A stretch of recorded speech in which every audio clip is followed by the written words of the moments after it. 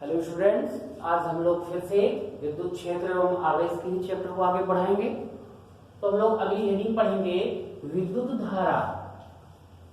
विद्युत धारा, इसी को इंग्लिश में कहेंगे इलेक्ट्रिक करंट।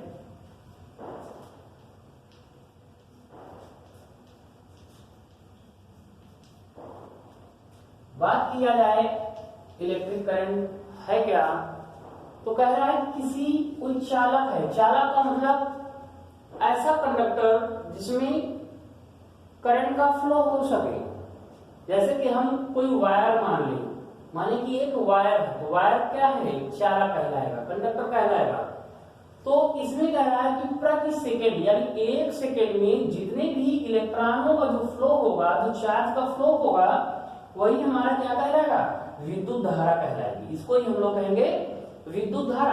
अगर हम मानकर चले कि इस चालक तार में यानी टी सेकेंड में कितने चार्ज फ्लो हो रहे हैं, कितने आवेश बह रहे हैं, तो क्यों आवेश बह रहे हैं, तो विद्युत धारा का फार्मूला क्या बनेगा, आगे हम लोग पहले डेफिनेशन लिखेंगे।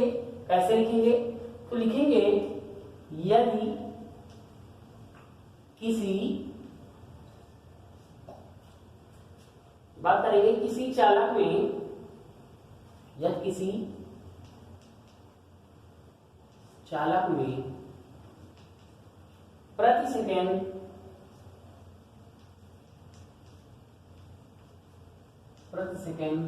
क्या कह सकते हैं, किसी चालक में प्रवाहित, किसी चालक में प्रवाहित भी कह सकते हैं, किसी चालक में प्रवाहित ऐसे लिख सकते हैं, प्रति सेकेंड प्रवाहित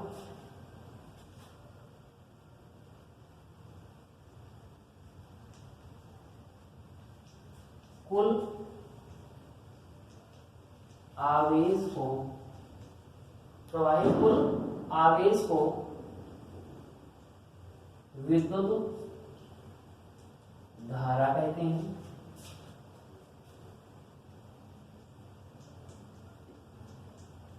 यदि चालक में टी सेकेंड में क्यू आवेश प्रवाहित होता है, तो विद्युत धारा का सूत्र क्या होगा, निम्न प्रकार होगा। कहने का मतलब अगर किसी भी चालक में अगर टी सेकेंड में क्यू आवेश फ्लो कर रहा हो, तो हम विद्युत धारा कह सकते हैं कि आई इक्वल टू क्या हो जाएगा, क्यू अपान टी हो जाएगा।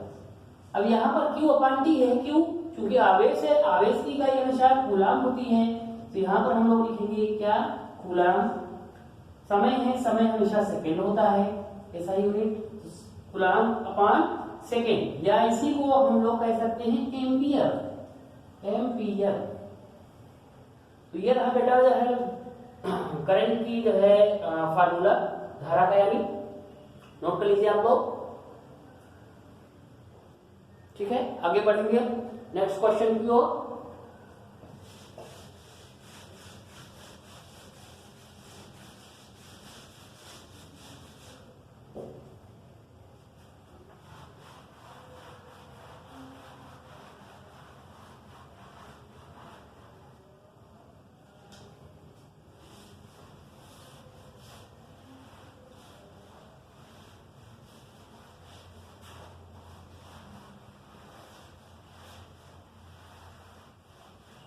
अब हम लोग जो है न्यूमेरिकल लगाएंगे।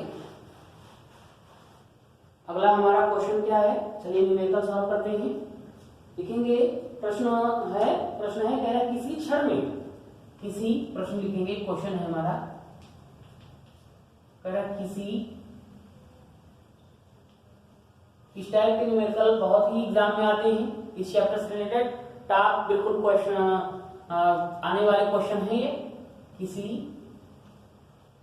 क्षण में, क्वेश्चन है हमारा, किसी क्षण में 6.4 into 10 to the power minus का 19 कूलाम, कूलाम का धन आवेश है, कूलाम का धन आवेश है। यहां पर ध्यान देने वाली बात है, धन आवेश लिखा है। धन आवेश होगा तो हमेशा इलेक्ट्रॉनों की क्या होगी, कमी होगी।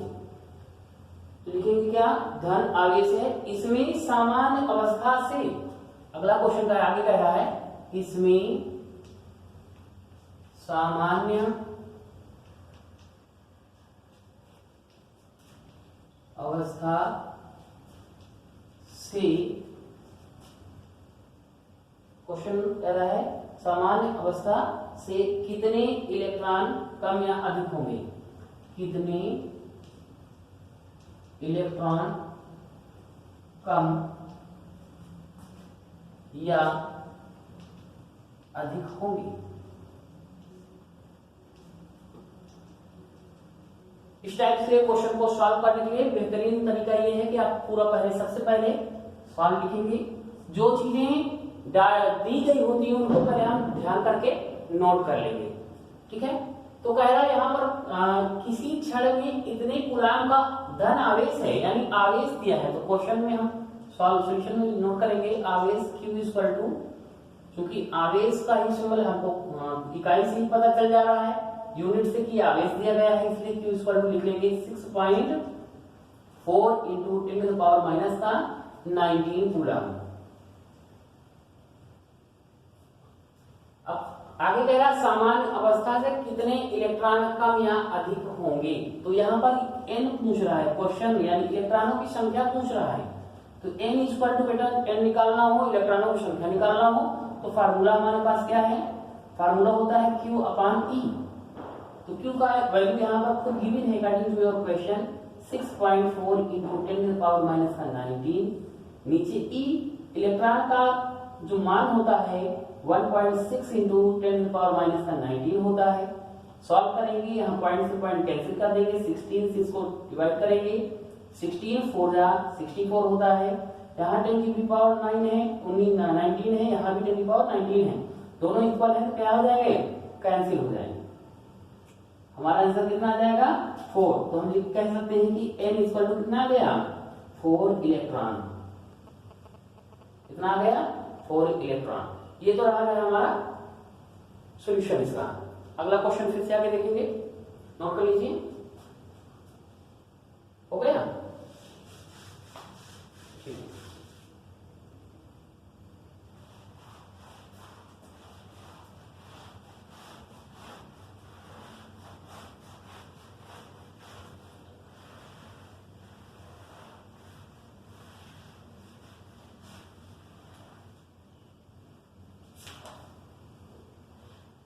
अगला क्वेश्चन हम लोग नोट करेंगे,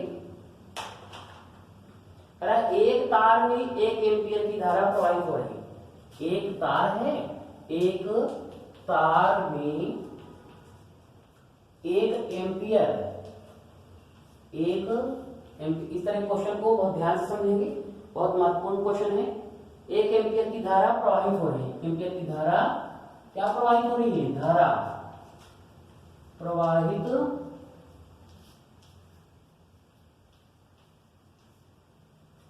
हो रही है।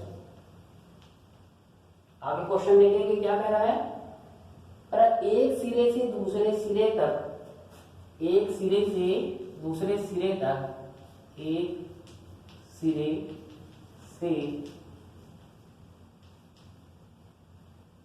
दूसरे सिरे तक 1 सेकेंड में, 1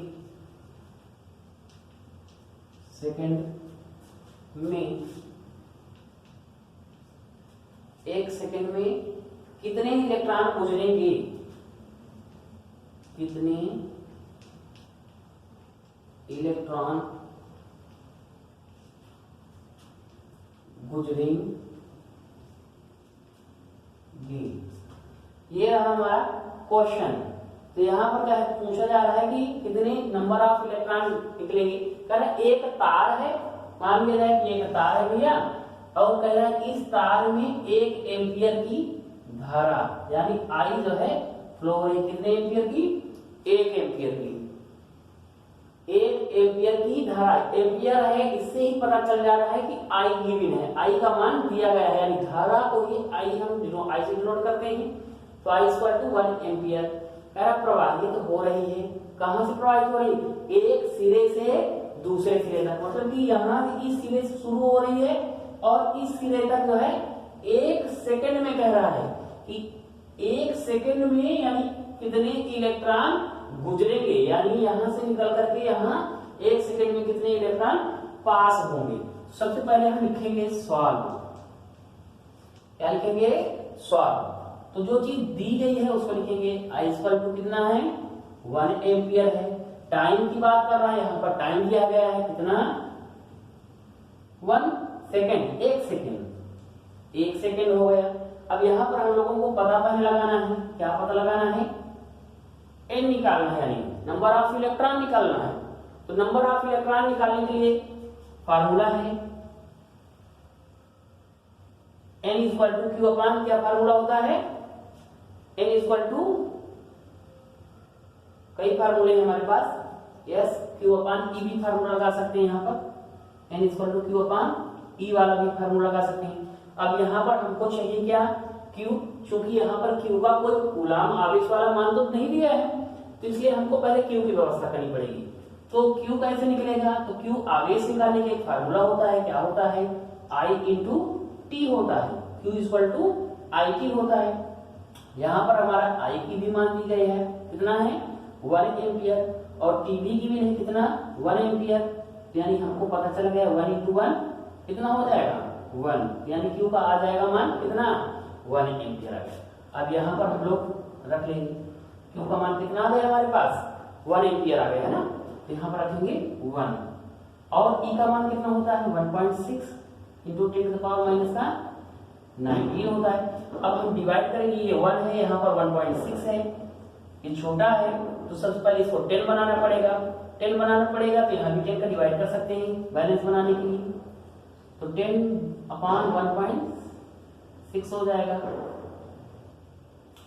नीचे हम हमारा चल रहा है, यहाँ पर ऐसे कर दीजिए 10 इंटू माइनस का 19 इंटू 10 का मल्टीप्लाई 10 से डिवाइड। ऐसे इसलिए कर रहे हैं क्योंकि यहाँ 1 था, 1 में 1.6 से डिवाइड नहीं होगा, इसलिए हम लोग यहाँ इसको 10 कर दिए, नीचे भी 10 कर दिए। तो 10 से 10 कैंसिल हो गया, कोई फर्क तो नहीं पड़ा है, वही रहेगा। अब 10 में 1.6 से हम लोग क्या करेंगे? डिवाइड करेंगे। 1.6 से डिवाइड करने के लिए हम लोगों को क्या करना होगा? पॉइंट हटाना है, हटा लीजिए। पॉइंट हटाएंगे क्या करेंगे? ऊपर 0 बढ़ा देंगे। इसको हम कह सकते हैं 100 अपान कितना? 16। 100 अपान 16 हो जाएगा। नीचे इसको सॉल्व करेंगे 10 टू द पावर 19, यहाँ 10 है, बेस इसकी पावर 1 ले सकते हैं, तो सॉल्व होकर के क्या आ जाएगा? 10 टू द पावर 18 हो जाएगा। आगे की स्टेप में 16 से 100 को हम डिवाइड करेंगे, तो 16 6 जा 96, 4 16 2 जा 32, 8 बचेगा, 16 5 जा, ठीक है, इंटू आगे सॉल्व करेंगे। हाँ,